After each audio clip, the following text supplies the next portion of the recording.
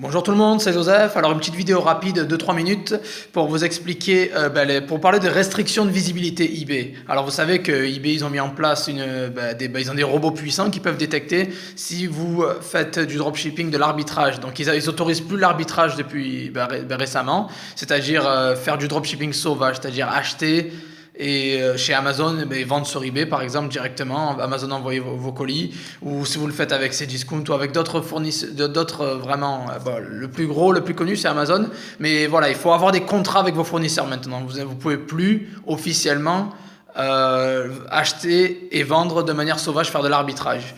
Donc après, vous pouvez toujours négocier des contrats avec certains fournisseurs. Par contre, vous pouvez toujours bien sûr le faire si vous voulez. Il y a plein de gens qui le font.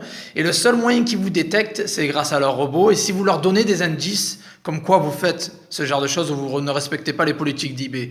Alors vous pouvez continuer bien sûr à vendre sur eBay, en achetant sur Amazon. Il y a énormément de gens qui le font. Ils se font pas mal d'argent avec. C'est possible. Par contre, il va falloir le faire plus intelligemment. C'est-à-dire, il ne faut pas donner les numéros de suivi car c'est comme ça qu'ils vont vous griller. Par exemple, les numéros de suivi Amazon, il faut jamais les mettre sur eBay ou sur PayPal parce que déjà c'est pas reconnu, ça sert à rien. Et c'est comme ça qu'ils vont vous griller en fait. Voilà, donc ils vont vous griller comme ça. C'est des preuves, c'est des preuves.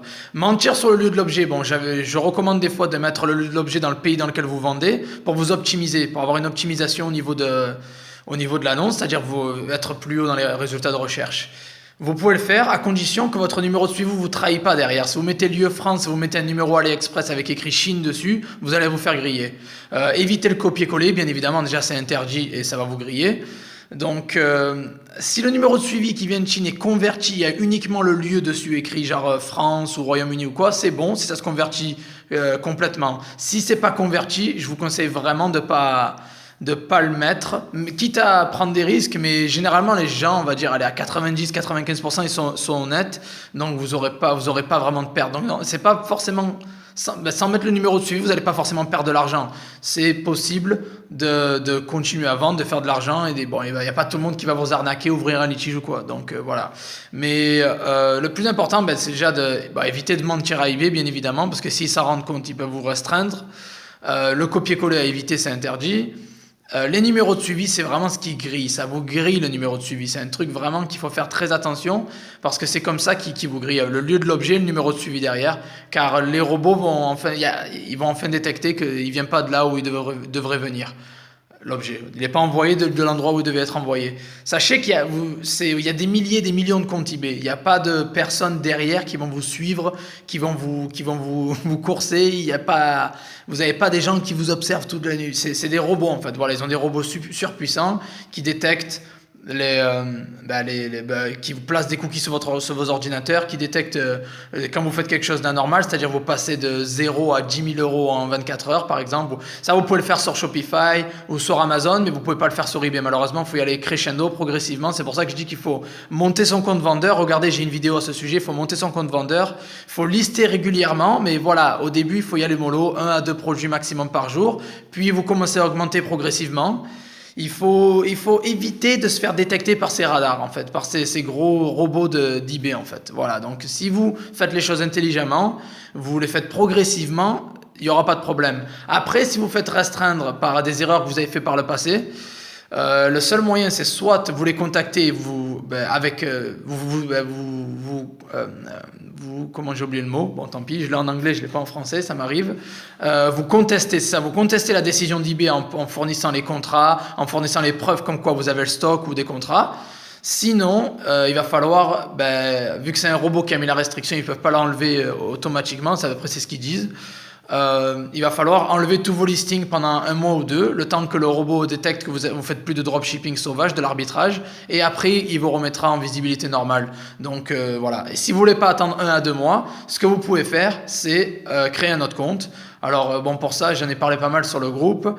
J'ai un guide aussi sur mon site si vous voulez voir. Il faut créer un compte avec pas mal d'informations nouvelles, c'est-à-dire adresse IP, adresse email, nouvel utilisateur sur votre ordi. Donc il faut vraiment créer un truc frais et nouveau.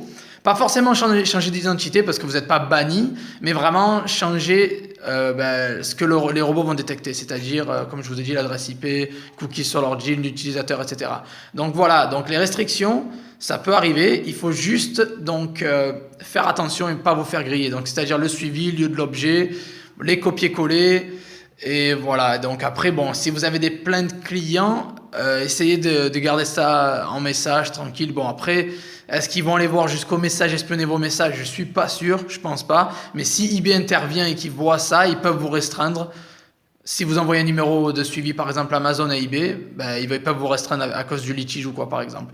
Voilà, donc les restrictions, vous pouvez les esquiver, c'est vraiment possible, soit en étant malin, en passant sous les radars, soit en créant d'autres comptes et avoir de la sécurité derrière, ou soit en contestant la décision. Si vous avez des contrats, il y a des exemples de contrats sur le groupe, des factures aussi sur le groupe, allez voir sur mon groupe Facebook, c'est gratuit, vous pouvez aller voir, hein, je vais mettre le lien en description. Et fournissez ces contrats, contestez la décision, et si c'est accepté, ils peuvent vous remettre la visibilité en quelques semaines, en un mois maximum. Bon, ça prend du temps, mais ils peuvent le faire même peut-être en 24-48 heures, ça dépend si vous avez de la chance. Donc voilà, je pense que c'était tout pour aujourd'hui. C'était mes petites astuces niveau restriction de visibilité. J'en parle beaucoup sur d'autres vidéos, sur mon groupe.